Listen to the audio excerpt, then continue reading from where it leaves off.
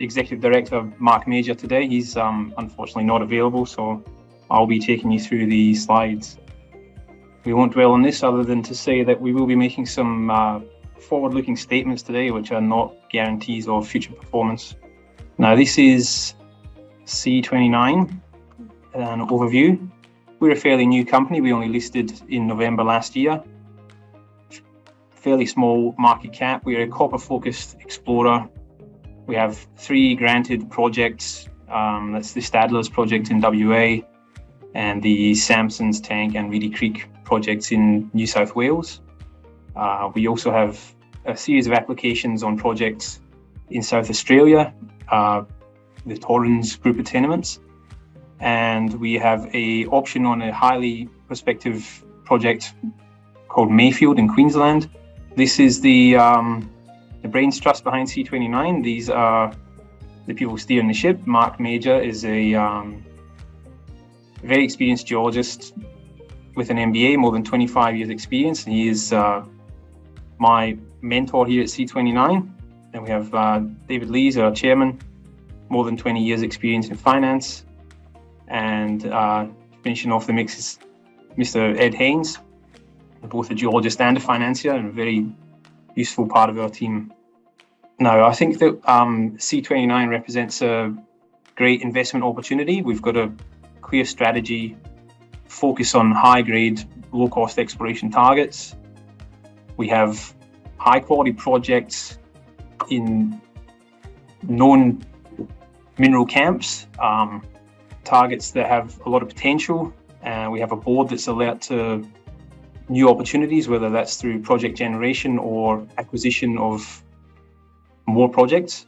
Our strategy is to focus on underexplored discoveries, and we think that copper is an excellent metal to be exploring for in the current time. Prices are high, demand is strong, it's only going to go one way. And specifically to C29, we have a pretty low enterprise value at the minute with strong potential for growth.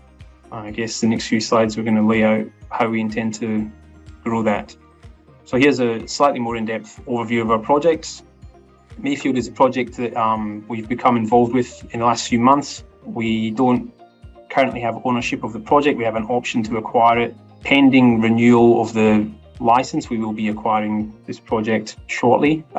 Mayfield is located less than 100 kilometers from Mount Isa. It's one of the best addresses you could imagine if you want to explore for base metals. The tenement in particular has 2 very profitable mines essentially bracketing the tenement. We've got the Tick Hill gold mine 1.5 kilometers to the south. That was a 400,000 ounce deposit with a head grade of 28 grams per ton, which is pretty exceptional. On the property, we have the Treculano copper mine, which is no longer in production, but again was a very profitable deposit in its day.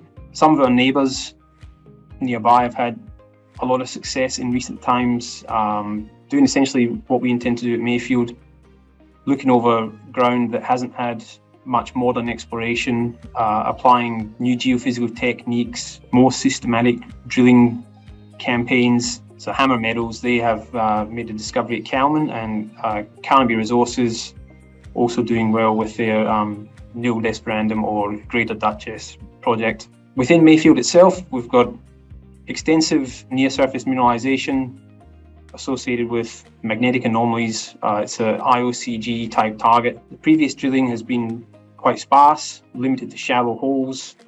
In my opinion, it's likely to have been ineffective, and that leaves us with a lot of opportunity to come back to this ground and do better, essentially. So the previous exploration here followed a pattern of soil sampling over magnetic highs and then following up any soil anomalies with shallow drilling. But the project is known to have transported alluvial cover more than 80% of the project area, which makes soil geochemical sampling problematic at times. We think that it can miss things, it can cause people to focus in the wrong areas. Have a look at Mayfield using some sub-body magnetics and potentially also IP geophysics, just to highlight these areas where there's been IOCG type alteration. And then we would like to go back to those targets and carry out some more systematic drilling. not purely focusing on known prospects or existing named anomalies. Of the anomalies that have been looked at in the past, this helps to depth of exploration that's taken place. The Clarice prospect has a magnetic anomaly, a soil anomaly coincident with it, and it sits at the intersection of multiple structures. We've had some excellent drill results there in the past, but the project has only been drilled to a maximum depth of 85 meters. Maiden Creek's another similar target, again a multi-element soil anomaly, magnetic high, multiple structures converging in that area. You can see there best drilling intersection 1 meter at 3.4% zinc with a whole host of other minerals associated with it. Again, it's only been drilled to just over 100 meters. And other comparable prospects have had even less work completed on them. Significant amounts of the historical exploration data only exists on scanned paper.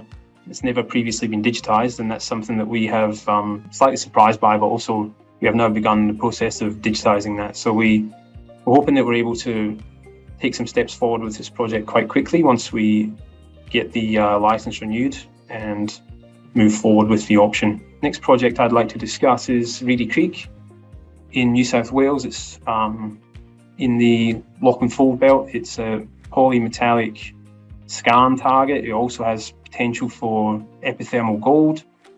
There is a historical copper mine on site. There has been a lot of drilling in and around this project in the past. You can see some results listed there. 12 meters over 1% copper. From our recent drilling that we completed earlier this year, we had 31 meters over 1% zinc. The mineralization is complex.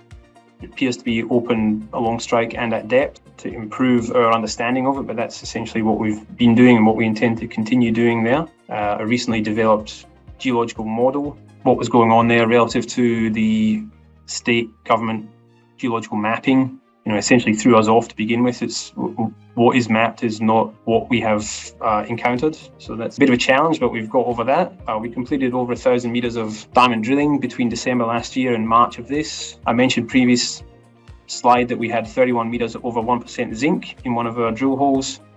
We also had some pretty interesting gold and copper intersections elsewhere within the project. Our geology model, our understanding of the mineralization has significantly advanced as a result of this drilling, and planning for further work is currently underway at Reedy Creek.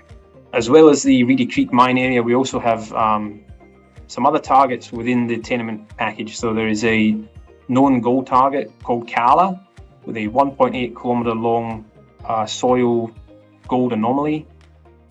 This has never been drilled before. The intention is later in this year, once land access negotiations are completed, we would like to get out there, do some orientation drilling, most likely air core, and just gauge the size and tenor of the gold anomaly. We recently identified this one from historical soil data. It sits in a great structural position. It's between two large faults.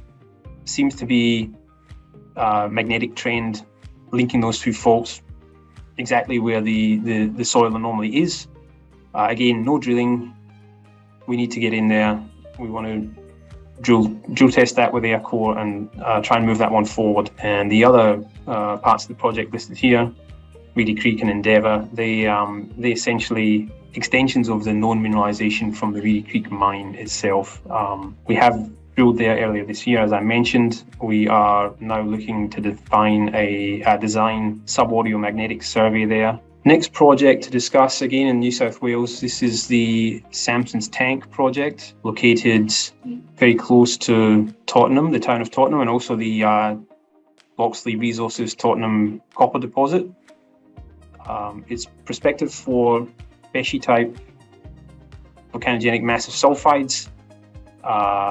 We have two very strong targets within the Sampson's Tank project.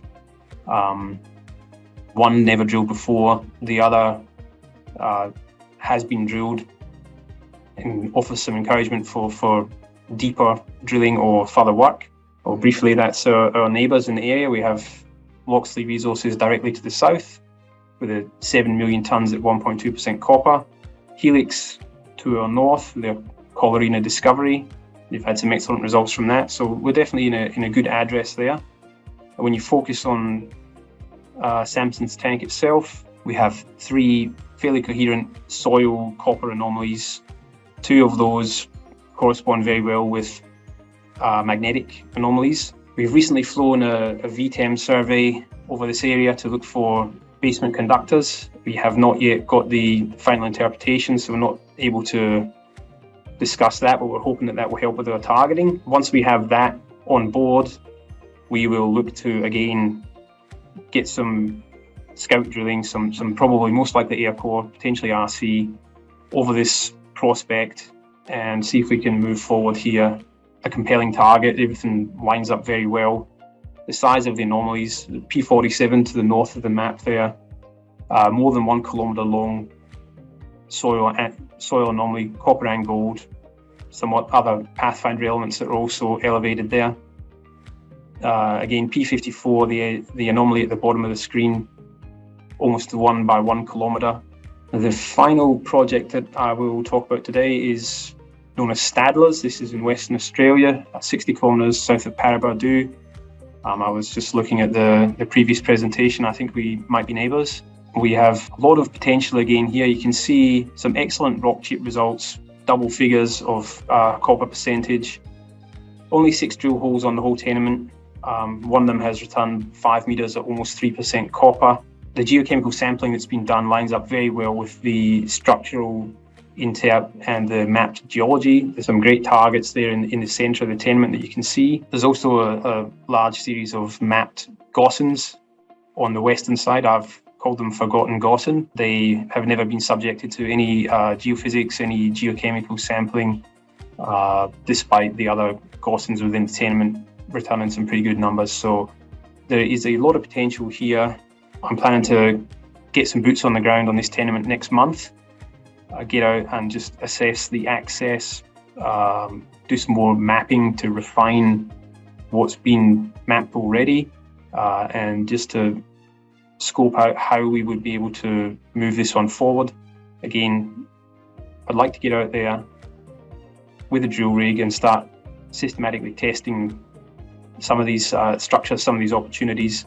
We just have to make sure that it's practical to get out and actually do that. This summarises our key price drivers for C29. We have geophysics to be completed at Mayfield. Once that's interpreted, we'd like to get out and do drilling there. With Reedy Creek, the Sunview and Kala prospects, again, need to be drilled. We also have further work to do around the Reedy Creek mine and Endeavour themselves. The airborne EM for Sampson's tank, that's already been completed. As I said, we're awaiting interpretation on that. And then we would like to get out and get drilling. The next one there, granting of the Torrens projects, that's our South Australian applications. We're hoping that they're going to come through this quarter. And then we'll have a lot of work to do generating targets there. But again, that looks like a very interesting spot to do some more work. Here's the timeline of how we'd like to do that. I don't need to read out every single item, but you can see that the second half of 2022 looks very busy. We essentially want to get work going on all of these tenements if we can, and start really digging down and seeing what we've got there. And that's just a list of relevant ASX announcements for all the data that we've previously discussed. Okay, and that is the end. Thank you. Dave, thanks so much for that presentation.